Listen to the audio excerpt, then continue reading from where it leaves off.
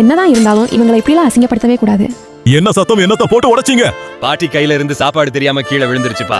இன்னைக்கு இவங்கள சும்மாவே விடக்கூடாது. கொஞ்சம் கூட அறிவே இல்லையா? தினமும் ஒரு பவுல் இந்த மாதிரி உடைச்சா என்ன ஆகுது? நான் தினமும் புதுசு வாங்கிட்டு வரணுமா? காசு என்ன மரத்திலேயா காய்க்குது?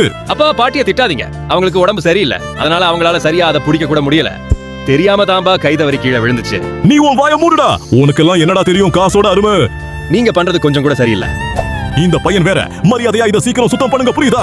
என்கிட்டயும் காசு இருக்கு. நான் சைக்கிள் வாங்க சேர்த்து வச்சிருக்கேன்ல. டேய் நில்லுடா. எங்கடா போற சாப்பிடாம?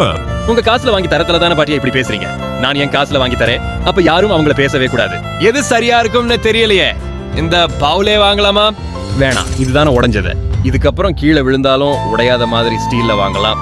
இது சரியா இருக்கும். இதுவே பாட்டிக்காக 2 நம்ம வாங்கிக்கலாம். கண்டிப்பா பாட்டி இத பார்த்தா ரொம்ப சந்தோஷப்படுவாங்க. பாட்டி இங்க பாருங்க, உங்களுக்காக நான் என்ன வாங்கிட்டு வந்திருக்கேன்னு. அதெல்லாம் கீழே போடுங்க, நான் அப்புறமா சுத்தம் பண்ணிடுறேன். அப்பா பேசுனது நினைச்சு நீங்க எதுவும் கஷ்டப்படாதீங்க பாட்டி. கை ஒழுங்கா காட்டுங்க. டேய் எங்கடா போன?